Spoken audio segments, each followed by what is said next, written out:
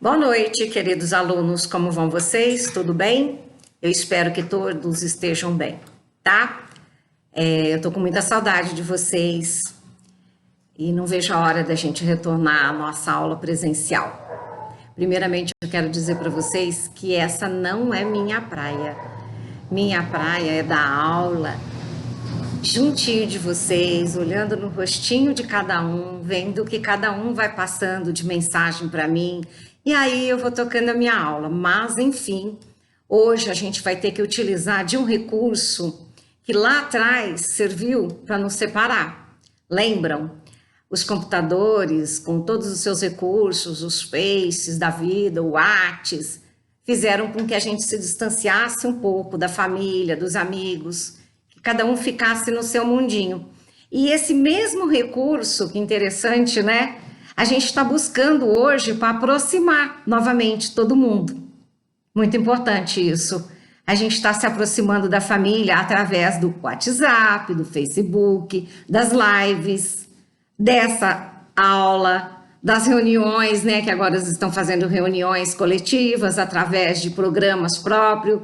Ou seja, aquilo que um dia nos distanciou, hoje está servindo, né?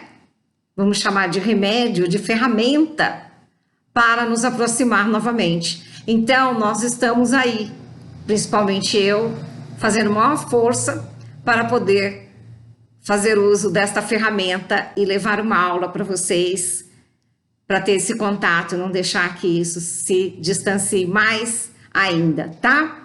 Então, um beijo para vocês e vamos iniciar a nossa aula. Hoje nós vamos estudar o capítulo número 4 do nosso livro Despertar do Espírito, denominado de Atividades Libertadoras. Nesse capítulo, a Joana vai nos falar sobre a alegria. Tema difícil, né? Para esses tempos de pandemia. Mas ela vai nos mostrar como é possível ser alegre e a importância de sermos alegres em qualquer momento da nossa vida. Ela também vai nos explicar o porquê que muitas vezes as pessoas na fase adulta não conseguem vivenciar a alegria nas suas atividades do cotidiano. Ela vai nos mostrar o porquê, tá? Então vamos lá. A Joana relaciona a alegria à saúde do corpo físico. E ela inicia o capítulo dizendo o seguinte: a alegria é a mensagem mais imediata que caracteriza que um ser está saudável. E aí ela complementa: quando a alegria se instala no corpo físico, todo indivíduo se expressa num fluxo de energia que o domina inteiramente. E esse fluxo de energia se movimenta da cabeça aos pés. Ou seja, ele está irradiando alegria da cabeça aos pés, tá? E a gente sabe que a alegria é constituída de fluidos bons, né? Porque é uma coisa boa, uma coisa relacionada à saúde, se é saudável, então são fluidos bons. E a gente percebe isso quando a gente está perto de uma pessoa que está alegre. Porque esse fluido, ele chega a contaminar as pessoas. Esse fluido se expande de uma maneira que ele consegue se expandir no ambiente, né? Ele consegue penetrar no ambiente onde ele envolve todas as pessoas que estão ali. Tanto é que uma pessoa alegre, quando está falando, muitas vezes as pessoas que estão ao lado ou estão sorrindo ou estão rindo mesmo muito. E vocês percebem o quanto é bom estar ao lado de uma pessoa que está alegre? Parece que a gente sai mais leve, parece que a gente sai melhor, não é verdade? Do que do lado de uma pessoa que está triste, que está emburrado. Como é que a gente se sente? Onde que a gente se sente melhor? Porque a gente consegue captar daquela pessoa os fluidos que ela está emitindo, que ela está liberando, tá? Mais adiante, a Joana fala que a alegria é a presença de Deus na nossa vida, no nosso coração. Porque Deus representa a vida em abundância, como disse Jesus no Evangelho de João. A Joana afirmou que a alegria torna um ser saudável, com vida, com Deus no coração. Porque quando nós temos a presença de Deus, a força da nossa fé é imensa. E eu comparo a presença de Deus em nós com a raiz de uma grande árvore, pois nós sabemos que é a raiz que sustenta a árvore, assim como Deus nos sustenta, pois a nossa força, como eu disse, vem de Deus, porque Ele alcança o mais profundo do nosso ser e nos fortalece em todas as tempestades da vida, assim como a raiz fortalece e sustenta a árvore durante os temporais.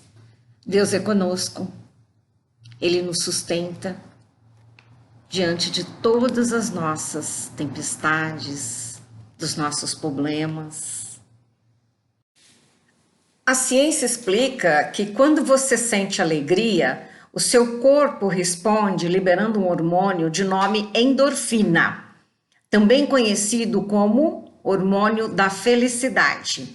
Entre outros benefícios da endorfina, nós temos que ela melhora, quando liberada no organismo, a memória. Por quê? Porque ela busca no nosso cérebro informações desconsideradas no nosso estado normal. Ela resgata lá no fundo da nossa memória, no momento de alegria, coisas que no estado normal a gente não conseguiria que viesse à tona. Ela também aumenta a nossa resistência, a nossa imunidade. Por quê? Porque ela tem a capacidade, depois que liberada no nosso organismo, de combater infecções, combater vírus, tipo o Covid-19. Olha que notícia boa! Nós estarmos alegres nos ajuda a combater esse vírus tão temido no momento. Por quê? Porque a gente aumenta a nossa resistência, a nossa imunidade, tá? Ela também, após a liberação no organismo, alivia dores. Por quê? Quando ela é liberada no nosso corpo, ela tem uma ação analgésica e ela acaba amenizando as dores do nosso corpo físico, tá? Por último, ela tem aí, eu trago boas informações para vocês, para nós mulheres principalmente, que buscamos a juventude eterna. A endorfina, quando ela é liberada no organismo, ela tem um efeito anti-envelhecimento, tá? Olha aqui, nota-se essa senhora, aqui na foto da esquerda, quando ela estava triste, deprimida, Aí ela fez um tratamento de depressão, ela se tornou uma pessoa alegre, a tristeza foi embora. Dá uma olhada na diferença. Ela começou, estando alegre, a produzir endorfinas. E olha só, anti-envelhecimento. Então eu digo para vocês, pessoal, vamos deixar de lado as cirurgias plásticas, Por hora, vamos ser alegres, liberando endorfina. Ganhamos aí uma etapa contra o envelhecimento. Explica a ciência também que a alegria libera no nosso organismo um outro hormônio, de nome oxitocina ou ocitocina. E entre vários benefícios, a ciência recentemente descobriu que a oxitocina parece que tem um papel muito importante no comportamento das pessoas, no vínculo social e até nas atividades sexuais. Por quê? Porque ela regula os hormônios femininos e masculino. Por isso, também conhecida como hormônio do aconchego ou hormônio do amor, tá? E para ilustrar o amor, eu anexo aqui uma foto minha e do meu amor. Bom, um outro benefício da oxitocina é que ela reduz a pressão arterial. tá? Por quê? Porque ela dilata os vasos sanguíneos, melhorando assim o fluxo do sangue pelo nosso organismo. E em razão da melhora do fluxo de sangue, há também uma melhora na cicatrização de feridas existentes no nosso corpo físico, tá? Bom, além disso, a oxitocina também diminui o nível de estresse, diminui a inflamação e melhora também a nossa imunidade. Olha que coisa boa! 2 hormônios que nos ajudam, nos auxiliam aí em combate de muitas doenças para o nosso organismo.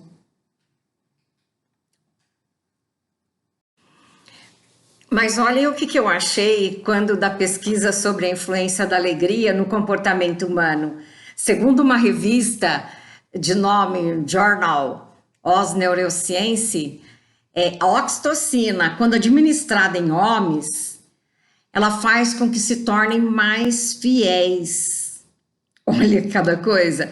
Os cientistas queriam determinar o papel dessa substância química na manutenção das relações. E aí eles administraram oxitocina num grupo de homens e no outro grupo eles administraram o placebo, né, que não tinha nada, uma pílula sem nada. Depois de meia hora, eles colocaram algumas mulheres sedutoras ao redor dos grupos, né? Olha só, né? O que aconteceu? Os especialistas descobriram que os homens casados, né, ou comprometidos, eles receberam oxitocina, eles mantiveram uma distância das mulheres bem maior do que aqueles homens que não receberam oxitocina, que receberam apenas o placebo. Aí eles acabaram por concluir que a oxitocina era como a chave para a fidelidade da espécie humana. Interessante isso, né?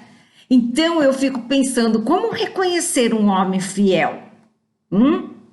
Aquele homem que está sempre alegre. Ele tem uma alta produção de oxitocina. Assim, um homem alegre, segundo essa pesquisa, é um homem fiel. Aí eu vou dar o meu conselho, né? Eu aconselho as solteiras que procurem então sempre homens alegres para se casar. E para as casadas, eu aconselho que mantenham seus maridos sempre alegres, para que eles produzam bastante oxitocina. Produzindo oxitocina, com certeza eles vão querer se manter distante das mulheres que vão tentá-los seduzir. Tá ok? Nós vimos então que a alegria produz em nosso organismo ao menos 2 hormônios, a endorfina e a oxitocina, que nos trazem muitos benefícios. Então a Joana diz, como nós devemos fazer com que o organismo produza esses hormônios? Tendo alegria. Precisamos reconhecer, diz ela, e buscar aquilo que nos faz realmente alegre. E completa, pois a alegria é o prenúncio da felicidade. E não é a felicidade que a gente busca? Então, primeiramente, temos que buscar a alegria. E aonde encontrar a alegria? Às vezes, o que torna uma pessoa alegre não é a mesma coisa que tornará o outro alegre. Então, nós temos que identificar cada um por si, identificar. Às vezes, andar descalço por uma estrada de terra torna uma pessoa alegre, feliz, recorda a infância, momentos bons.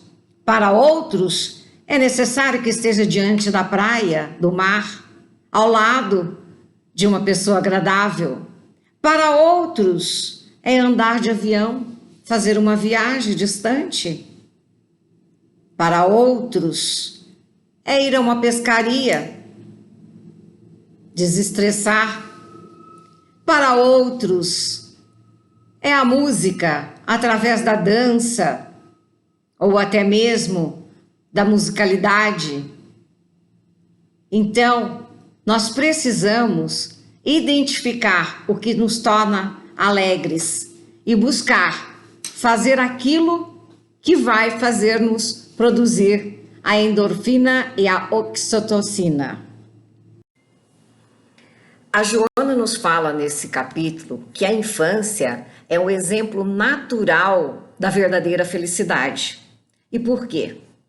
Porque quando criança, nós temos atitudes inocentes. Aquilo que a gente faz não é com o intuito de prejudicar ninguém, às vezes até prejudica, mas não foi por maldade, foi de uma forma inocente. Porque quando a gente faz alguma coisa quando é criança, a gente é destemido, não tem medo. Coisas que hoje a gente não faz. Quando é criança, você sobe numa árvore, não vê perigo, você tem determinadas atitudes que você não tem medo de fazê-la, coisas que na fase adulta a gente não faz. E também a criança, diz a Joana, que ela não tem culpa, ela não sente culpa por aquilo que ela faz. Ela não fica se culpando que aquilo que ela fez estava errado. Então, por isso que ela compara que a infância é um sinônimo da verdadeira alegria, né? E hoje me mandaram um vídeo, eu achei ele tão interessante, aonde talvez vocês até tenham visto, mas eu achei bacana para passar. Aonde tem uma menina que tem uma determinada atitude, de uma forma, vamos dizer assim, inocente, né? Sem medo, porque ela está fazendo sozinha, não está com auxílio de ninguém, né? E pelo jeito ela não está se sentindo nem um pouquinho culpada com que aquilo vai resultar nos coleguinhas dela, no seu irmão e nos coleguinhas dela ali, tá? É muito engraçado. Então eu vou mostrar para vocês a alegria dela, presta atenção nela, ela tá fazendo aquilo, tá? É muito interessante. Vamos lá. My best times, you're my anomaly, and I'd choose you in 100 lifetimes. I'd choose you in 100 worlds. I'd find you, and I'd say I do. Vocês viram que vídeo mais lindo dessa menininha? Que inocência, né? A gente percebe que ela não está imbuída de nenhuma maldade, que não existe nela nenhuma intenção de prejudicar alguém, né? Por isso que a Joana faz essa comparação da alegria com a infância, né? Que a alegria é o momento que a gente está aí descontraído, sem medo, sem culpa, não é verdade? E aí a Joana diz que por que muitos adultos não conseguem vivenciar a alegria.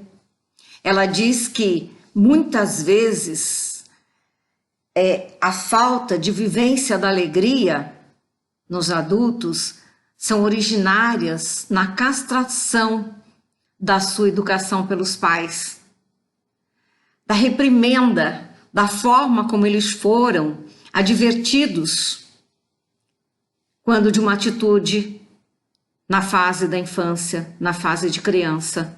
Isso acaba causando um trauma para a criança, né? Muitas vezes, diz a Joana, que os pais impõem aos filhos uma conduta manipulada e completamente superficial, as quais são obrigadas pelas regras da sociedade. Somente para satisfazer as regras da sociedade, os pais fazem com que os filhos se comportem de determinada maneira. Ou advertem eles de forma muito cruel quando tiver um comportamento em desacordo com as regras da sociedade. E isso acaba gerando neles, né, um trauma muito grande que vai aparecer na fase adulta. E lá na fase adulta, eles não conseguem vivenciar a alegria, diz a Joana. Observem essa criança, a qual deve estar esperando a sua mãe numa loja de roupas, né? Pelo local, pela foto. Bateu aquela fome e ele, desesperado, se depara com um peito bem na sua frente. De forma inocente, né? Como disse a Joana, sem medo e sem culpa, ele vai buscar o quê? Saciar a sua fome, como da forma costumeira, naquele manequim que se apresentou ali na sua frente. Agora, Se essa atitude da criança posteriormente for reprimida de uma forma brutal, a ponto da criança, né, ficar com traumas, o que pode vir a ocorrer quando essa criança iniciar a sua vida sexual na fase adulta? O adulto, ele poderá não ligar os fatos, mas o registro da sua memória pode lhe dificultar as coisas. Poderá obstar ou pelo menos, né, atrapalhar um relacionamento saudável, né? Pois ele poderá se sentir errado, culpado, né, em praticar um ato considerado normal. E isso por quê? Porque a atitude dos pais, naquele momento, após ele se amamentar ali no manequim, lhe deixou sequelas. E isso, lá na fase adulta, é que vai se manifestar. Os problemas psicológicos causados pela reprimenda, pela castração, que é o termo que a Joana usa. Ela nos fala que a criança que é reprimida, manipulada, ela torna-se um adulto com automatismo social sem sentimento afetivo, como demonstra essa primeira imagem. Por mais que a pessoa tenta um abraço, ela não consegue sentir ali a afetividade. Isso fica marcado. E muitas vezes essa pessoa convive com um vazio no peito e medo pela própria circunstância que lhe foi causada. A Joana nos aconselha a nos esforçarmos e buscarmos sempre alegria, pois na alegria, diz ela, o indivíduo ele consegue se livrar das amarras do passado, ele consegue retornar ao período infantil, mas antes das imposições castradoras dos pais. Ou seja, ele retorna quando está alegre, não à infância, aonde ele recorda o que foi feito com ele em determinadas atitudes pelos pais. Não no período da castração, ele retorna antes do período das castrações, aonde ele consegue realmente vivenciar a alegria e se torna uma criança de novo, como a gente está vendo nessa imagem. E por que isso acontece? A gente volta a ser criança antes do período da castração dos pais. A Joana fala que no momento da alegria, quando nós estamos, né, eufóricos, alegres, o superego, que é o responsável, né, pela castração, pelo aspecto moral da personalidade do indivíduo, ele não consegue dominar o nosso ser. Ou seja, a gente volta para um período antes de sermos castrados, antes de ser registrado na nossa memória esse momento da castração. E aqui na figura a gente vê, olha, o id dizendo, eu quero isso. O ego, acho melhor ter cautela. E o superego, isso não está certo. Quando nós conseguimos estar alegres, a gente vem para o período aonde o id toma conta, aonde ele se mostra dominante. Por isso que Freud diz, hoje estamos alegres, hoje é dia de deixar o superego em casa e levar o id para passear. Assim, a Joana nos informa que não deixemos a criança que temos no nosso interior morrer, porque é ela que nos salva e não deixa a gente pirar com tanta pressão que a gente sente na vida adulta. Vamos estar sempre alimentando essa criança para que ela possa nos ajudar nos momentos difíceis. Daí vocês vão me perguntar, Maristela, como ser alegre em dias de pandemia? Como que nós podemos ser alegres? Como que nós vamos produzir endorfina, oxitocina? né? A Joana nos alertou a lição inteira. É reconhecer onde está a verdadeira alegria. E por que isso? Porque muitos buscavam a alegria em coisas abstratas. Muitas pessoas não buscavam a alegria aonde realmente ela se encontra.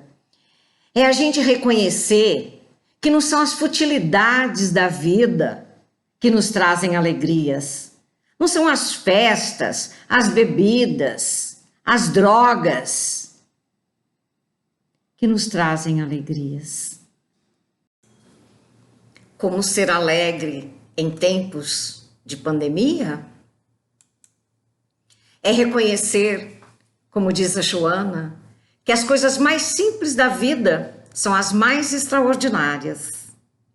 É reconhecer a alegria quando ajuda seus filhos nas atividades escolares, ou então quando reúne-os na sala para uma brincadeira.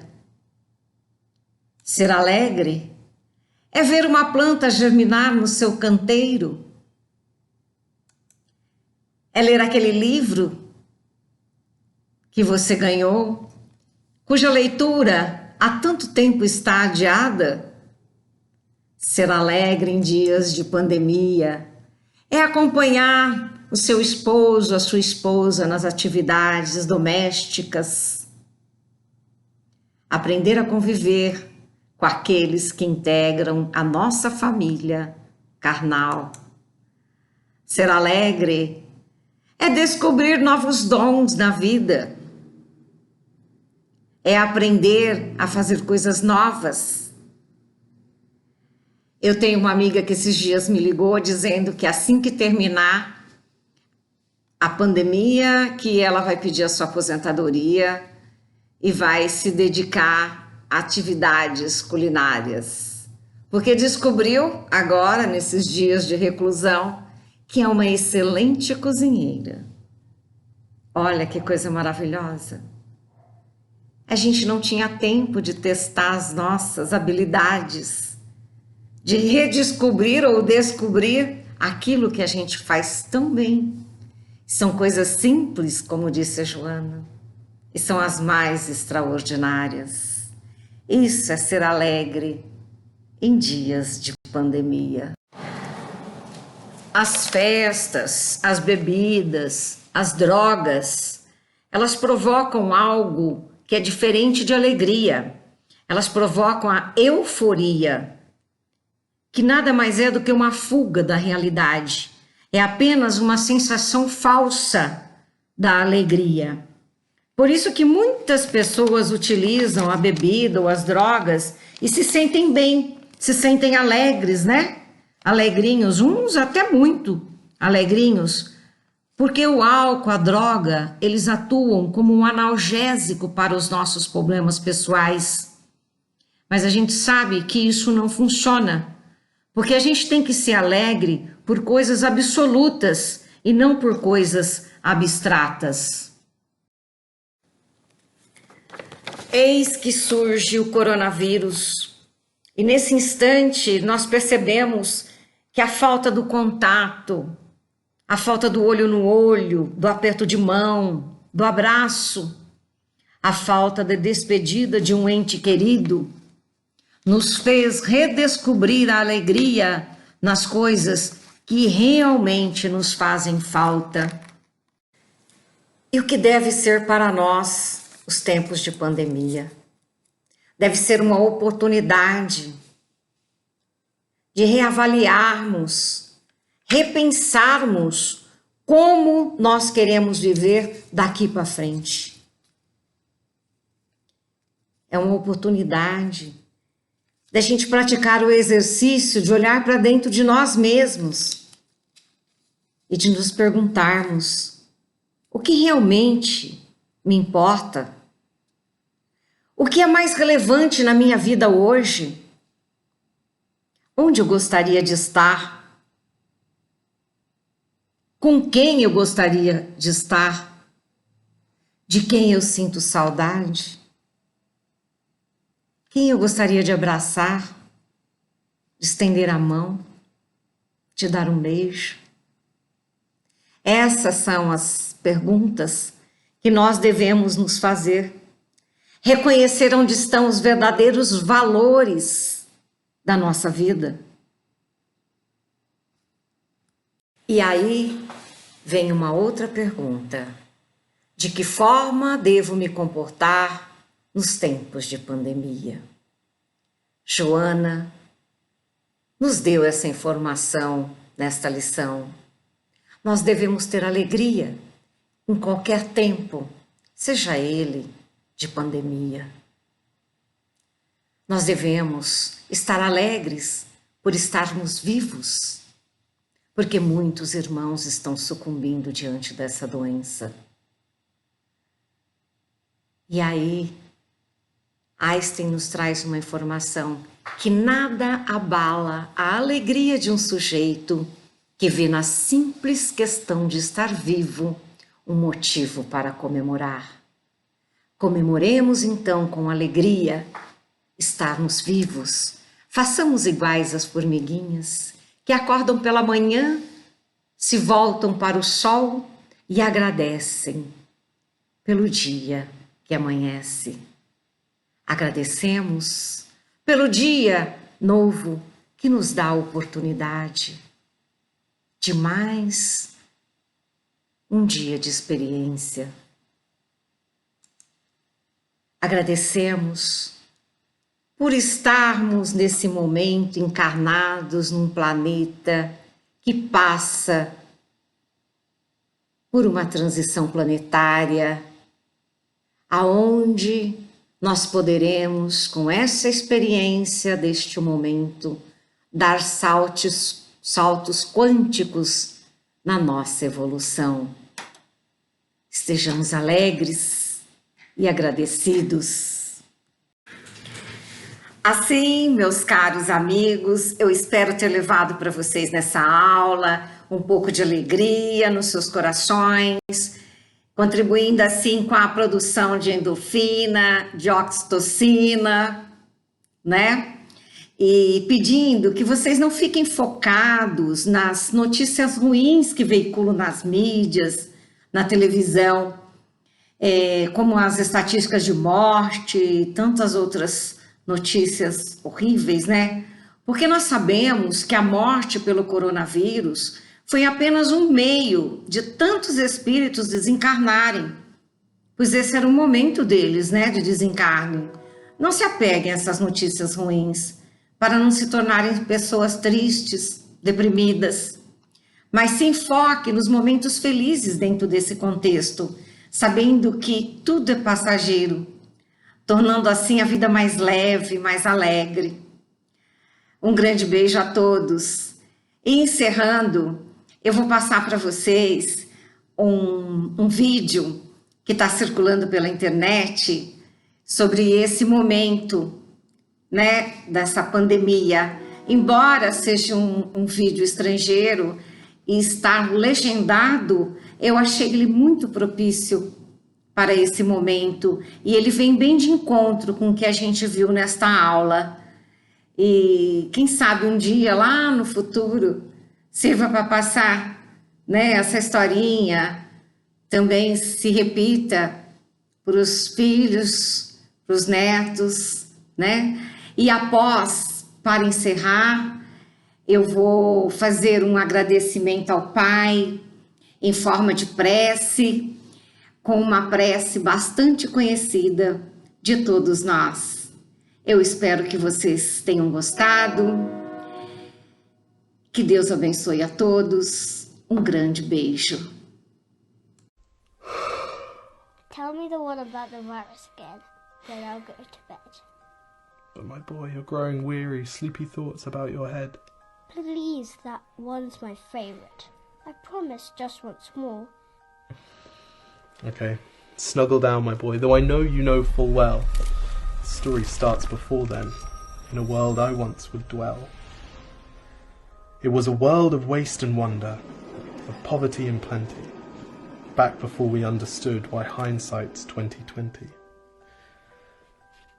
You see, the people came up with companies to trade across all lands, but they swelled and got much bigger than we ever could have planned. We'd always had our wants, but now it got so quick. You could have anything you dreamed of in a day, and with a click. We noticed families had stopped talking. That's not to say they never spoke, but the meaning must have melted, and the work-life balance broke. And the children's eyes grew squarer, and every toddler had a phone. They filtered out the imperfections, but amidst the noise, they felt alone. And every day the skies grew thicker, till you couldn't see the stars. So we flew in planes to find them, while down below we filled our cars. We'd drive around all day in circles. We'd forgotten how to run. We swapped the grass for tarmac, shrunk the parks till there were none. We filled the sea with plastic, because our waste was never capped, until each day when you went fishing you'd pull them out, already wrapped. And while we drank and smoked and gambled, our leaders taught us why. It's best to not upset the lobbies. More convenient to die. But then in 2020, a new virus came our way. The governments reacted and told us all to hide away. But while we all were hidden, amidst the fear and all the while, the people dusted off their instincts. They remembered how to smile. They started clapping to say thank you and calling up their mums. And while the car keys gathered dust, they would look forward to their runs. And with the skies less full of voyagers, the earth began to breathe, and the beaches bore new wildlife that scuttled off into the seas. Some people started dancing, some were singing, some were baking. We'd grown so used to bad news, but some good news was in the making. And so when we found the cure, and were allowed to go outside, we all preferred the world we found to the one we'd left behind. Old habits became extinct, and they made way for the new, and every simple act of kindness was now given its due. But why did it take a virus to bring the people back together? Well, sometimes you've got to get sick, my boy, before you start feeling better. Now lie down and dream of tomorrow, and all the things that we can do. And who knows, if you dream hard enough, maybe some of them will come true. We now call it the Great Realization. And yes, since then there have been many. But that's the story of how it started, and why hindsight's 2020.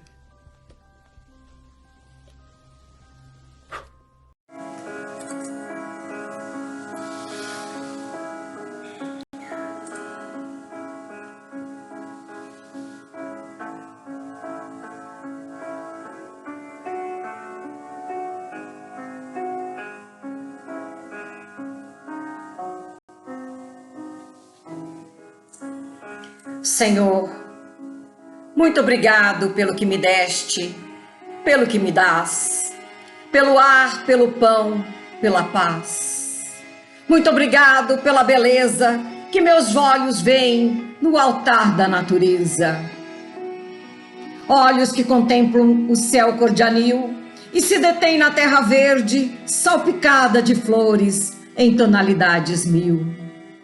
Pela minha faculdade de ver, pelos cegos eu quero interceder, por aqueles que vivem na escuridão e tropeçam na multidão.